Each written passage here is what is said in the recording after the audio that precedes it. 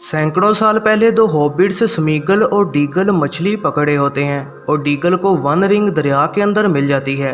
स्मीगल को अंगूठी कमाल की लगती है और उसे हासिल करने को अपने दोस्त को मार देता है। वो अंगूठी के साथ पहाड़ों में चला जाता है और अंगूठी उसके जिस्म और दिमाग पर असर करती रहती है और आहिस्ता आहिस्ता वो मॉन्स्टर गोलम बन जाता है।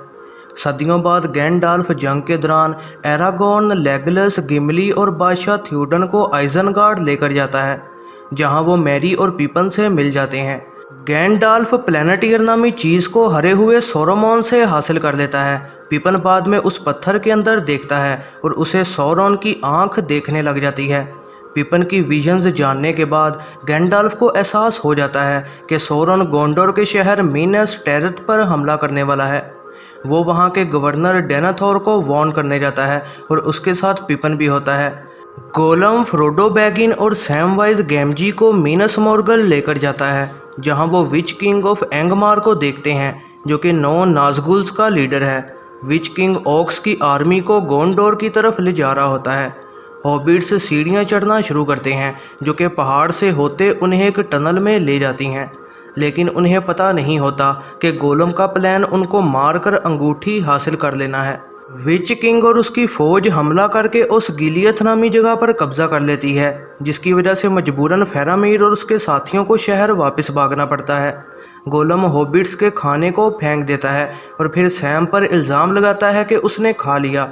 ये समझते हुए कि सैम अंगूठी लेना चाहता है, वो सैम को यहाँ से जाने का कहता है और ख़ुद गोलम के साथ टनल के अंदर चला जाता है। गोलम चालाकी से उसे बहुत बड़ी मकड़ी शीलोप के जाल में फंसा देता है। फ्रोडो मुश्किल से उससे बच पाता है और फिर गोलम को कहता है कि उन्हें ये अंगूठी तबाह करना ही होगी। गोलम फ्रोडो पर हमला करता है लेकिन नीचे गिर जाता है। फ्रोडो आगे बढ़ता रहता है लेकिन शीलोप अपने जहर से उसे पैरालाइज कर देती है। सैम वापस आता है और शीलोप को जख्मी करके उसे भागने पर मजबूर कर देता है, लेकिन उसे छुपना पड़ता है जब ऑक्स वहां आ जाते हैं और वो फ्रोडो को पकड़कर ले जाते हैं। ऑक्स फ्रोडो के कपड़ों के ऊपर लड़ना शुरू हो जाते हैं। इसी दौरान सैम फ्रोडो के साथ वहां से भाग निकलता है और वो अपना सफ़र जारी रखते हैं। बादशाह थ्योडन रोहमीर की आर्मी को इकट्ठा करता है और एरागोन को एलरोंड से पता लगता है कि अर्विन मर रही है, क्योंकि उसे एक विजन आई है जिसमें एरागोन और उसका बेटा पैदा हुआ है और वो अब मिडल अर्थ छोड़कर जाना नहीं चाहती। अर्विन एलरोंड को भी मना लेती है कि वो बादशाह एलेंडील की टूटी हुई तलवार को ठीक कर दे और इस तरह इस तलवार की मदद से एरागोन को उसका हक मिल जाएगा और वो भूतों की फ़ौज को हासिल कर पाएगा। लेगोलस और गिमली के साथ एरागोन भूतों की फ़ौज के पास जाता है। वो उन्हें बददुआ से आज़ाद करने का वादा करता है अगर वो गोंडोर की मदद को आ जाएं। फेरामेर ऑक्स को हराने के चक्करों में बुरी तरह से ज़ख्मी हो जाता है। ये समझते हुए कि उसका बेटा मारा गया, डेनाथोर पागल सा हो जाता है।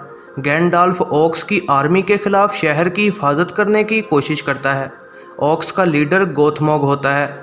गोथमोग की आर्मी शहर में घुसना शुरू कर देती है और डेनाथोर खुद को और फेरामेर को आग लगाने वाला होता है।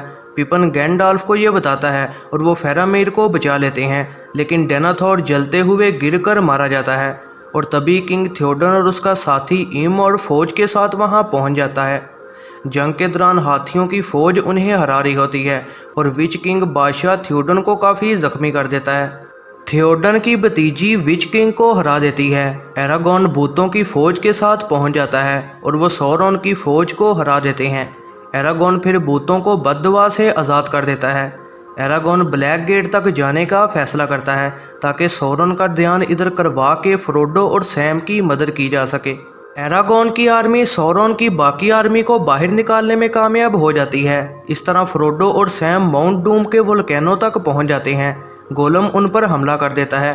फ्रोडो पर अंगूठी असर करती है और वो उसे तबाह करने की बजाय पहन लेता है। गोलम गायब हुए फ्रोडो को ढूंढकर उस पर हमला कर देता है और उसकी उंगली काट कर अंगूठी हासिल कर लेता है। फ्रोडो गोलम पर हमला करता है और अंगूठी लेने की कोशिश के दौरान वो किनारे से गिर जाते हैं। गोलम अंगूठी के साथ लावा में गिर जाता है और मर जाता है। फ्रोडो किनारे पर लटका होता है और सैम उसे बचा लेता है।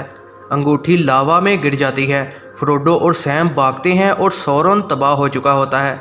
इसके साथ साथ मोर्डोर और उसकी सारी फौज भी तबाह होने लग जाती है। गैंडाल्फ बड़े बड़े ईगल्स के साथ हॉबिट्स को बचाने आता है। वो फिर महल में जागते हैं और बाकी सारे साथियों के साथ मिल जाते हैं।